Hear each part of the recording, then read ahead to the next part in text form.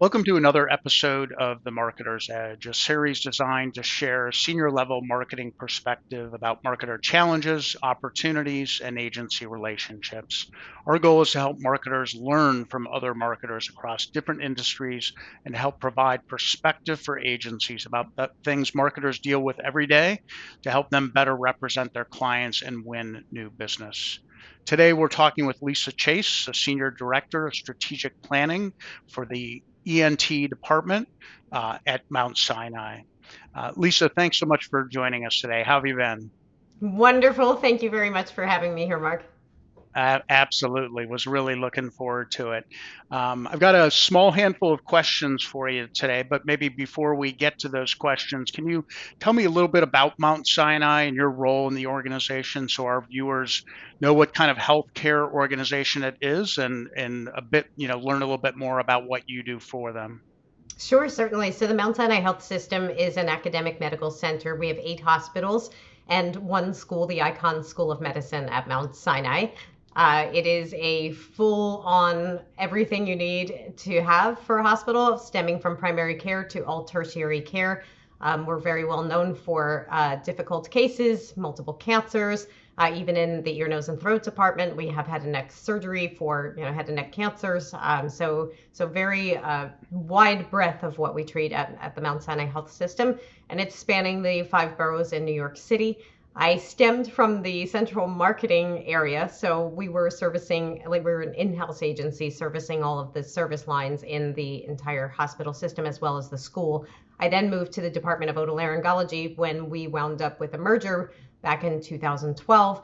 So we went from one hospital and one school to now what is 8 hospitals and one school. We have 14 locations in the Department of ENT. So I do all traditional Wow. and digital marketing, social media, all of the messaging for it, strategic planning and operations, primarily in the vein of the digital operations for appointment booking. So that's my bailiwick. And recently I took on a concierge medicine program in-house.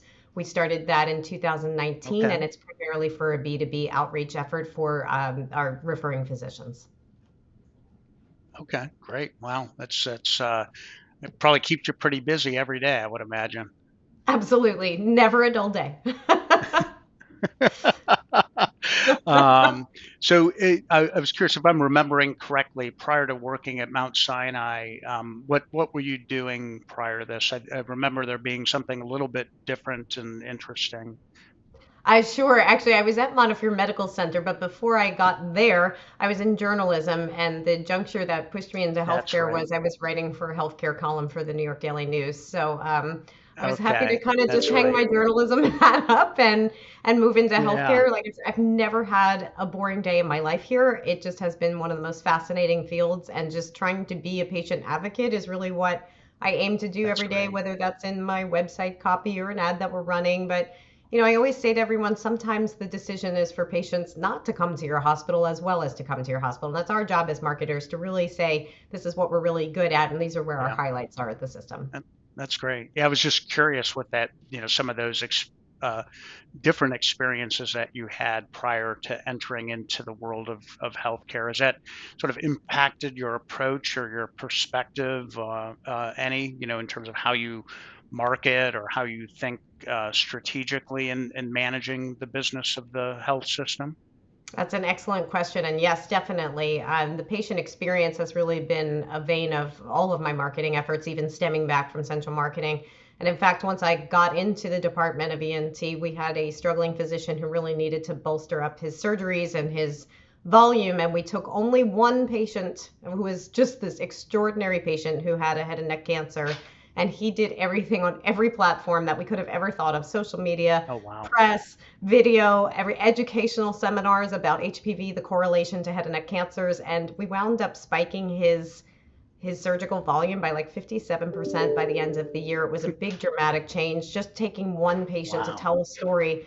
Because it's one thing for us as marketers or even the physicians to say, here's what we're good at, but it's so much better when you can take an actual client of yours, it doesn't have to be healthcare, just to say, hey, I endorse this product or this service because of the fact that I just had the most wonderful experience of my life. And in this Yeah. case, he's Wow. alive to talk about it.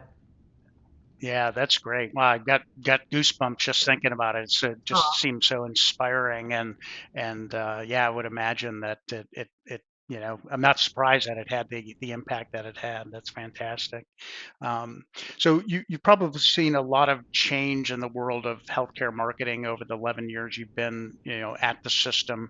Other than, the likely increased activity in digital social channels, what would you say some of the bigger shifts have been, either in the way you're marketing or the market in general or consumers in general? What do you think some of those have been? Well, I'm sure your marketing audience is probably going to agree with me that my marketing spend has dramatically decreased for traditional and has moved, I would say, about 70% into all digital, meaning social media as well as search engine marketing and any type of website promotion there, blogs, everything that falls under social media. However, I think the most dramatic shift I've seen, besides the huge push into digital and recently also into video, is just the overwhelming need in the healthcare space for telemedicine. It was a huge shift in 2020 at the onset of the pandemic to move from in office Sure. to telemedicine. So 100% of my marketing budget shifted. It was the quickest shift I've ever done in marketing in my life. It was an entire shift of my whole budget from everything that was laid out for the rest of the year to just digital and to just Wow. telemedicine. So it was one message. But Hmm. one thing I learned out of that was that it wound up being such a strong message because everything was so concentrated. It wasn't dispersed over different divisions that do different services. It wasn't, a traditional spattering here or a location marketing there. It was everybody in the system was just on board for telemedicine. And it wasn't a huge Wow. spend. I have to say, my search engine marketing alone was under $30,000 to last me for at least 4 months. But we went very hard and strong with a Facebook and Instagram campaign. Those two channels were selected, very Okay. strategically because those were the ones that we were seeing our best returns and conversions out of. I know it's a little harder to measure with Instagram than it is with Facebook, but we had a very interesting experience about doing A/B testing on Facebook. We pretty much took the same copy in two different Hmm. photographs, and one was very realistic of this surgeon who had just kind of flown in. He was doing telemedicine. He was still in his scrubs. And we took another wonderful, clean shot of this gentleman with his, the surgeon with his iPad. And the clean shot wound up channeling better on Facebook, and this like lively shot wound up doing better on Instagram. And it was just ironic because the physician who did better Oh, on that's Facebook was a interesting. really big enthusiast of Instagram. So he was like actually disappointed that he didn't perform better at Instagram. Maybe not so much anymore. So yeah, we That's all very laughed. funny. No, I was just going to ask, with telemedicine, Yeah. the explosion of it over the last couple of years, just your prediction, do you see it still sticking and being a thing as we move forward over the next, 2 to 3 years, hopefully in a non-pandemic state? Yes, and in fact, I would say it's probably going to be a forever state of 15 to Okay. 20%, not the pandemic, but telemedicine. So we saw, a decline, obviously, when we went back to the office, and that was expected. One way I'm kind of optimizing some surgeon schedules is to either have a full telemedicine day still on their schedule so that they can relax on a Friday and take, whatever telemedicine that they need to do. Nice. Sometimes they're just double booking, so they're in office and they're double booking a telemedicine. So when they have a very short visit in office for particularly follow-ups, they can then take the telemedicine to kind of like fill up their schedule and kind of optimize their schedule. But I do foresee this being a good like 15%. So it's not something to ever walk away from. And in fact, I'm part of a grant right now that is a device company. It's actually TytoCare, and we're putting devices into primary care offices to see if we can get patients treated better, particularly pediatrics, when moms can't just make it all of a sudden to over to the doctor's office. So we're measuring outcomes and the speed at which they are actually being treated, and then whatever type of follow-up that they are going to need. So that is currently in the works right now. And I think Hmm. that the devices are really going to become the future of telemedicine. They're getting cheaper and cheaper, just like all technology. I think Right. that one day you are very likely in your future going to have some type of telemedicine kit at your home. You're going to Hmm. be able to do a camera like down in a little wire down your throat. You're going to be able to do some type of scoping of your ear or your nose, and Wow. it just, yeah, I think the future is very bright for it. I know people are Yeah. down on it right now because everyone's just so excited to get back to life. I mean, we're all included, I'm sure, in that. But there will be a space for this, and I think the convenience of not having to commute to your doctor's office is very special. Sure, sure. Yeah. Wow, that's fascinating. Yeah, I was going to ask you about your predictions for the next 5 to 10 years, and that's a pretty interesting one, and frankly one that seems, while it seems a little bit out there, it doesn't seem unrealistic in terms of being able to achieve that kind of an end. Um, let's just jump back maybe to a few more marketing questions. With you marketing, and I may get this wrong, and forgive me if I do, but with you marketing one department of a pretty large hospital system, how does the system keep everything on the same track, sort of presenting themselves in the same way, carrying the right tone and the character and its messaging across different departments? Can you speak to that a little bit? Sure. Even when I was in central marketing, we always had an agency. They were always the ones to drive the brand. And then the branding, we wound up changing after the merger just to kind of say that we're kind of a new and refreshed. We had a tired logo. So that was redone in 2013 and everything was redone. I mean, we're talking every white coat, every sign across all of our locations, and then every single hospital was just changed over in probably within 8 months. We got 100% of that done. It also was about a $2 million digital spend that we spent just on Okay. the branding alone. In addition to that, we had plenty of traditional ads that were going on the traditional side. I was primarily working in the digital side at that time. It still continues today. I was actually serving on a brand council that we had in marketing to make sure everybody was compliant with that. We also have a brand Okay. website, which I think is really smart. So it's just a website that Mount Sinai employees can access at any time. And we're talking letterhead, logos, anything that you would like to download, and they're all in every different type of format. So I thought that was very smart. It's very Hmm. easy to access. It's very easy to download assets for that. In addition to that, they still have an agency working on, just branding across the system.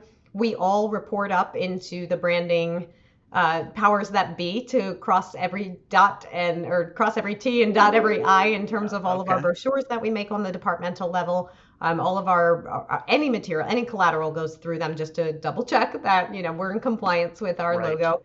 Right. And I just think that it's a really good consistent message with taglines.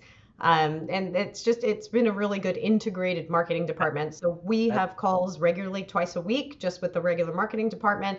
We have a okay. creative director who sits in central marketing. He and his creative team interface with the agency.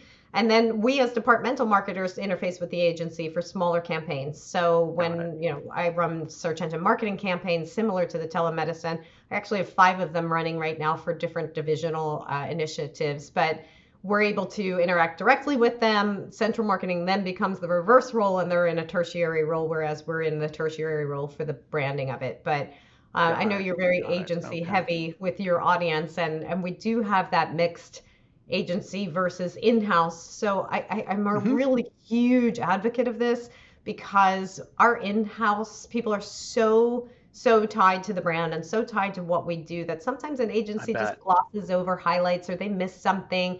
It's really critical. I feel like even in a small organization to have people inside, however many you can afford to have, as well Right. as people on the outside, because I would never really want to do a search engine marketing campaign without an agency. They have better rates, they have better people who are able to say, hey, you might even want to change something as small as a structured snippet to try to better optimize your click-through rate or your Yep. cost per call. So I feel like that we work symbiotically with them, but that the in-house people are so very important because they're there every day. Got it. So you've got an in-house team, and then you work selectively with certain agencies. Are they filling specific needs that you feel like your in-house team just doesn't have the maybe technical expertise to satisfy? Yes, particularly with the search engine marketing. We do Okay. not have an internal search engine marketing team. I don't know that that's even necessarily worth it. I mean, they have specialty areas in the agency of just optimizing, keywords and running reports and, going to Google and getting best rates and making recommendations on these keywords versus those keywords. I even just wound up running keywords double in 2 areas, even though they were broken out by zip codes. I sort of had a competing campaign and had to revisit my own keywords that I created. Nice. So I feel like Nice. that they have a really good pulse on very technical areas. Same with placements of ads. I'm running some traditional ads in Long Island and New Jersey right now, and sometimes you'll just get something better because the agency orders so Yeah. much from them. So I just Right. recently got a Q&A associated with what I was thinking was only a traditional ad placement. So I was super excited to get the advertorial with that. So Okay. they definitely Well, bring benefits to the table. any advice you'd give to a healthcare marketer thinking about bringing an agency on board for the first time? Yeah, definitely vet. I think you have to be comfortable with your agency. I mean, you might think one is bringing more to the table, but you really have to be able to have that communication path. I know some agencies in the past, we've had limited communications because it's a cost. Other Okay. times it's, we like to brainstorm with them too, just to make sure that we all get on the same page and see how we can optimize that. So I just feel like almost like a gut instinct feeling. And then it depends on what you're looking for. I mean, they're all going to come to the table with really good digital and traditional solutions.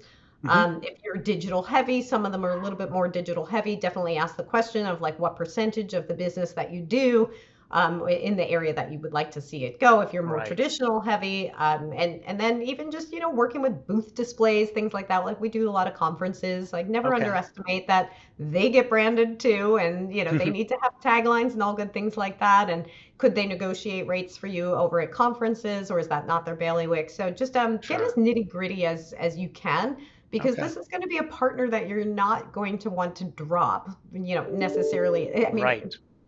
like 3 to 5 years is really where you should be going with your agency at Right. minimum, just to say we're in a partnership together to move Yeah. the needle. And if you can't move the needle together, then you shouldn't have one force pulling more weight. It should be an equidistant force. That's great advice. Absolutely. You guys should work as a partnership, and sometimes agencies kind of let themselves fall into the more doer executor role, and uh, I think it's within their control to some degree to be able to prevent that from happening, and I think it being able to think like a business partner and not just a communication or creative vendor Yeah. is the first step that they need to take. So last question, if an agency was trying to knock down your door and attempting to win business from you, what advice would you give them? I would say, make your price as competitive as possible, because some of them have large fees associated with add-ons that go on throughout the year. I learned a hard lesson. I was clinging on to an agency that was kind of going out the door last year or the year before, and Okay. I really, really had a wonderful relationship with them in terms of search engine marketing, and asked for them to stay on, because smaller campaigns like mine and ANT were still going on, and they said yes. But what happened was that they had an agency fee that was covered originally by Mount Sinai that Mm, left when we got the other agencies. So I wound up having to pay more because that agency wasn't covered. So mm. for additional data reports or additional calls, I Oh, wound up actually lovely. having to tack on, whereas all of that stuff was actually covered beforehand. So I would say Okay. definitely be transparent about pricing. What Sure. are you getting? How much time are you getting? We keep going back and forth with our agencies with how much time are we allowed? How many data reports are we allowed? For me, data is everything, in terms of where do I go next, or what trend am I seeing, or how does this content piece need to then play out on other platforms? Is Right. it performing? If we don't get regular data reports, we wind up being lost in a fog. Yeah, I'd say it So, makes it hard hard to manage your business. yes. So ask religiously about like data reports and fees, and how do you communicate with your clients, Right. and what is the cadence of your communications, and what is the cadence of your data Cool. reports? And then, maybe ask them too, like, how have you changed a campaign, or the brand, and how much have you moved the needle? Like, have you increased brand awareness? What Hmm. type of brand markers do you have? Like, are you using brand software to track all of your markers? And are you in that space together? And what has been your like greatest success story, and what's been your greatest failure story? I always Yeah. ask that. I even ask that of interviewees that are, Yeah. coming from Mount Sinai. Yeah, no, that's great advice, and I think taking sort of more of that case study approach to evaluating agencies, share with them what your challenges are and see if they've been able to address similar things for other clients, and all the things you brought up relative to reporting and data and analytics, all those things, they're just becoming more and more critical, and I think it's good, it's right for the agency to be transparent, and it's right for marketers like you to ask those tough questions up front. Actually, they shouldn't be tough questions, but ask those questions up front, to get at that information. So well, this has been great, Lisa. I really appreciate it. You've given us some great things to think about, both the marketers that'll be watching as well as the agencies, just different ways to think about the business. Interesting. I'll look forward to getting my kit sometime, and practicing, using telemedicine. I think that day Great. probably is not too far away. But yeah, no, it's been great. I really appreciate the time, and you've given us some great things to think about. And you have a super rest of the day. You too. Thank you very, very much for having me here today. All right. Thanks a lot.